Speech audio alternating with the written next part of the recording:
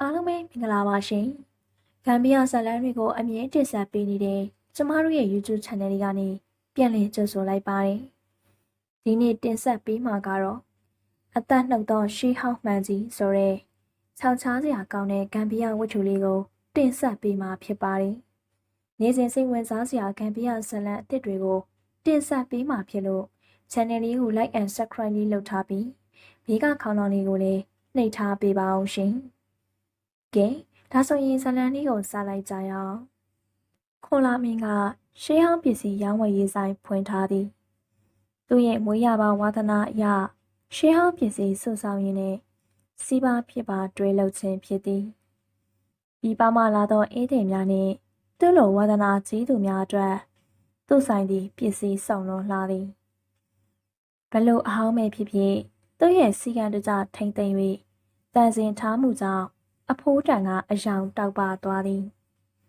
သူမသူများတွေလိုအလိုလောဘမကြည့်ပါကိုဝါဒနာပါရာကိုလီးလာရင်တန်ရတန်စီပေးဝယ်လေးရှိကပြန်ရောင်းပါကလည်းအမျက်ဆုံးများစွာမယူပဲမှန်ကန်စွာလှုပ်ဆိုင်ရင်ဘဝကိုအေးချမ်းစွာဖြတ်သန်းသူပါပဲတနေ့တွင်လူငယ်တယောက်သည်သူ့ထံသို့ရှေးဟောင်းကြီးမှန်အဝိုင်းကလေးတစ်ချက်ကိုလာရောက်သည်မှန်ကလေးသည်တမ်းမောင်းကုတ်ထားကလက်ကင်တန်ခွင်လေးနှင့်ဖြစ်သည်လက်ကင်နေရာတွင်ရှေးခေးလက်ရာပန်းပုံကလေးများဖြင့်ဖော်ထားသေးသည်လက်ရာသည်အလွန်ကောင်းပေမဲ့နှစ်ကာလကြာ၍တန်ချီအနေငယ်တက်နေသည်သူကမှန်ကိုသေးချလေးလာကြည့်ရာမှန်ရောက်သည်နည်းနည်းပင်မင်းကျင်သလိုဖြစ်နေတာကလွဲလို့မှန်တစ်ချက်လိုပင်သိမ့်မထူကြလာပါဒါကြောင့်သူကဈေးညှိလိုက်သောအခါထိုကောင်လေးကဦးလေးဈေးတော့ပို့ပေးပါဒီမှန်လေးကတာမန်မှန်တစ်ချက်မဟုတ်ဘူးကျွန်တော်အဖိုးလက်ထက်ကတိန်းထားတဲ့မှန်ပါအရန်ထူးဆန်းနေဦးလေးဈေးကောင်းပေးရင်ဒီမှန်ရဲ့ရာဇဝင်ကိုပြောပြမယ်ထိုကောင်လေးစကားကြောင့်ခုံလာမင်းစိတ်ဝင်စားသွားသည်သူကလည်းဂမ်ဘီယာကိုအထူးစိတ်ဝင်စားနေသည်ကဲပြောစမ်းမအောင်မင်းရဲ့မှန်ရာဇဝင်ကိုငါစိတ်ဝင်စားရင်မင်းတောင်းတဲ့ဈေးတိုင်းပေးမယ်ဒီမှန်ကတကယ်တော့မရဏမှန်ပါဦးလေးလူတယောက်ဒီမှန်ကိုကြည့်မိလို့မျက်နှာမပေါ်ဘူးဘာမှမမြင်ရဘူးဆိုရင်သိကြတယ်အဲ့လိုဟာမကြခင်သိလိမ့်မယ်အဲ့လိုနမိတ်ဖတ်ပေးတာဒီမှန်ကိုအဖိုးကခေတ်ဆက်ဆက်အမွေရပြီးတော့တင်ထားတာတခြားမလူလာအပ်တဲ့ပြဿနာတွေဖြစ်မှာစိုးလို့လေကျွန်တော်ကလည်းမယောင်းချင်ပါဘူးငွေလိုနေလို့သာရောင်းရတာပါဦးလေးထိုကောင်ကလေးစကားကိုကြား၍ခေါ်လာမင်းကမှန်လေးအားယူကြည့်လိုက်ရာသူမျက်နှာမှန်ထဲတွင်ပေါ်နေသည်ကိုတွေ့ရတော့သည်ဘာပဲဖြစ်ဖြစ်ထိုကောင်လေးပြောတာကိုဟုတ်တော်ရှိမဟုတ်တော်ရှိနောက်မှလိလာမင်းလို့ဆုံးဖြတ်ကသူတောင်းသောဈေးကိုပေးဝယ်လိုက်သည်ထို့နောက်ထိုမှန်ကလေးအားရှေးဟောင်းပစ္စည်းအတူအစားလေးများထားသောမှန်ပြည်လိုထဲတွင်ထည့်ထားလိုက်သည်နောက်ရက်များတွင်သူလည်းအလုံများ၍ထိုမှန်လေးအားကိုမိမိပြောက်ပြောက်ဖြစ်သွားတော့သည်တရက်တွင်မိုးကလည်းတနေကုန်ဆွေနေရာသူလည်းဆိုင်ထဲမှထိုင်ရင်းနဲ့ငိုက်နေသည်တတိစိတ်ချနေပါလားရုတ်တရက်သူ့အားပုတ်ကနှုတ်ဆက်လိုက်သောတငယ်ချင်းတန်ကြောင့်မျက်လုံးများကျဲသွားသည်ငယ်ပေါင်းကြီးပေါ်တငယ်ချင်းများဖြစ်ကစကားကောင်းကအချိန်ကုန်သွားခဲ့သည်တငယ်ချင်းကပြန်ကားနီးတွင်သူ့ဆိုင်ထဲကပစ္စည်းများအားရှောက်ကြည့်နေရင်ပန်းကလေးကတွေ့အားယူသွားလိုက်သည်ဒါကရှေးဟောင်းပစ္စည်းစစ်လို့လားကွာသူကပြောရင်းနဲ့မျက်နှာနာကက်ကစပင်တက်၍မှန်ကြည့်လိုက်သည်ထို့နောက်အံ့ဩဟန်ဖြင့်ဟာဟဲ့ကမင်းမှန်ကဘာမှလည်းမပေါ်ပါလားကွာတငယ်ချင်းစကားကြောင့်သူ့ရင်သည်ဒိန်းကနေဖြစ်သွားကတငယ်ချင်းနာရောက်သွားကသူ့လက်ထဲကမှန်ကိုကြည့်လိုက်တော့မှန်ထဲတွင်ဘာယုံမှမပေါ်ပါသူအလွန်အံ့ဩတုန်လှုပ်ရင်းနဲ့ဘာပြောရမှန်းမသိဖြစ်သွားသည်ထို့ကြောင့်တငယ်ချင်းအားဟဲ့အောင်မင်းမျက်နှာကြည့်ရတာဖြူဖက်ဖြူရောနေကောင်းရဲ့လားငါလည်းရောက်နေရကြပြီပြန်မယ်ကွာနောက်မှလာမယ်မင်းလည်းနားလိုက်တော့တငယ်ချင်းကမှန်အားဘီရိုထဲပြန်ထဲကပြန်သွားလေတော့သည် သူ့ရဲ့စိတ်ထဲမှာတော့ဇဝေဇဝါဖြစ်ခါနဲ့ကြံခဲ့တယ်။နောက်တစ်ပတ်လောက်နေတော့ထိုတငယ်ချင်းသည်ခရီးသွားရင်ကားမှောက်၍စုံသွားလေသည်။တငယ်ချင်းသတင်းကြတော့သူအတော်စိတ်ချောက်ချသွားသည်။မှန်လာရောက်သောကောင်းလေးစကားသည်မှန်နေသည်လားဆိုတာသူဝေခွဲရခံနေသည်။တိုက်ဆိုင်တာလည်းဖြစ်မယ်ဟုတွေးကာသူလက်မခံခြင်းပေမဲ့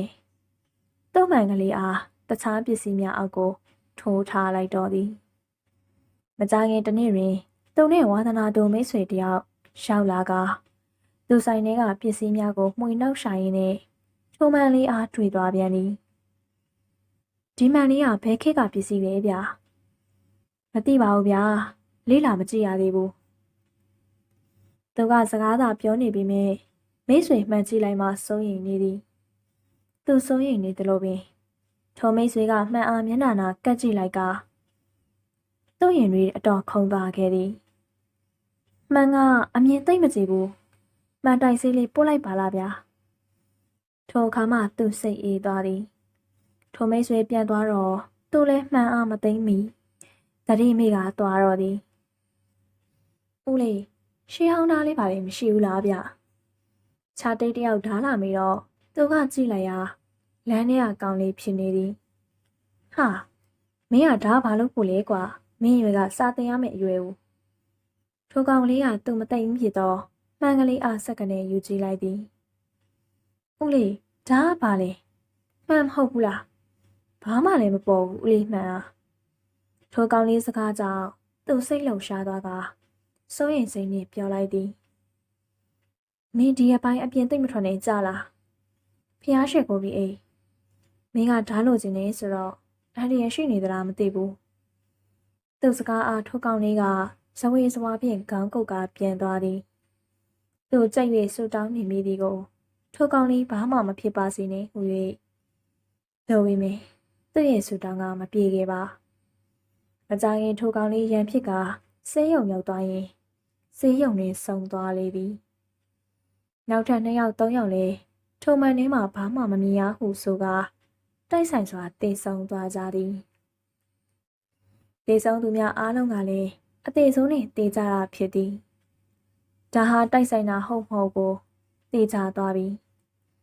ဒါရောင်းသောကောင်းလေးစကားသည်မှန်နေပြီဒါဟာမရဏမှန်ဖြစ်မည်ဟုသူတွေးမိကမှန်အားဆိုင်ထဲတွင်မထားရင်တော့ပဲသတင်းစာဆက်ကိုနေထုတ်ကသူ့အိတ်ခမ်းထဲကိုထည့်ထားလိုက်သည်သူမှန်အားဖျက်ဆီးလိုက်မယ်လို့စိတ်ကူးထားသည်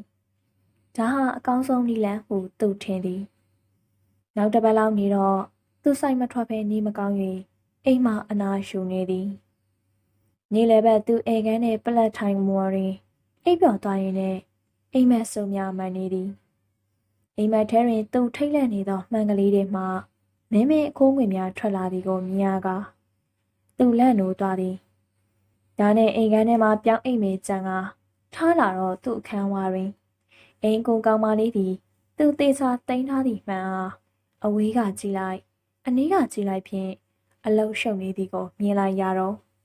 သူမျက်လုံးတွေပြသွားကဒေါသထွက်သွားတော့သည်ဟဲ့နေကဘာလို့ငါတိန်းထားတဲ့ပစ္စည်းကိုယူကာရတာလဲစီကံမရှိလိုက်တာသူ့ရဲ့ဒေါသတန်ကြောင့်ကောင်မလေးကလန့်သွားကထစ်ထစ်အားဖြင့်ပြန်ဖြေလိုက်သည်မဟုတ်ဘူးဦးလေးအခန်းထဲကိုဝင်ရှင်းပေးရင်နဲ့ဒီအထုပ်ခပြေးနေလို့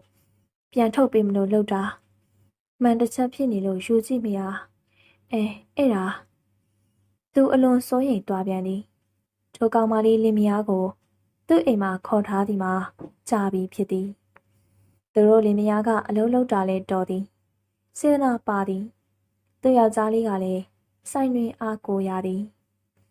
သူအလောတော်စဲကောင်းမလေးအားမေးလိုက်သည်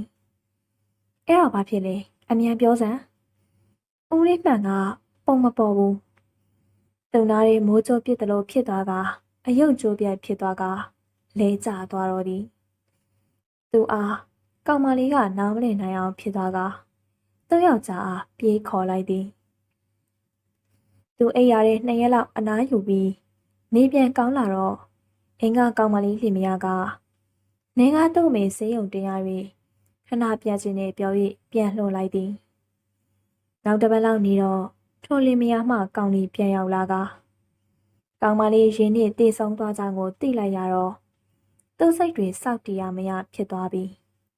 မန်အားမကြည့်မိအောင်သတင်းသာဆက်ကိုအထက်ထပ်ပတ်၍တူးနှင့်အစိတ်စိတ်မွားမွားထုပြေလိုက်တော့သည်ထို့နောက်တွင်မှန်ကွဲစာများအားအိတ်အထက်ထပ်ဖြင့်ပိတ်ကာအန်ဒီရရှိသည်မှန်ကွဲစာများရှာတတ်သည်ဟူ၍ကအမိုက်ပုံးတွင်တွား၍လွတ်ပြေးလိုက်လေတော့သည်ထိုချိန်မှစ၍မရဏမန်တစ်ချက်သည်ဒီလောကကြီး၌ပျောက်ကွယ်သွားလေတော့သည်သို့ပေမဲ့ခွန်လာမင်းထံတွင်တော့ထူးဆန်းသောရှေးအောင်ပစ္စည်းများရှိနေအောင်မည်ထင်ပါသည်တခါတရံမှလူတို့လိုက်၍မမိသောဂမ်ဘီယာစမ်းကြဲသောအကြောင်းအရာများစွာသည်ဒီလောကကြီးတွင်မှာအများအပြားရှိနေအောင်ပါ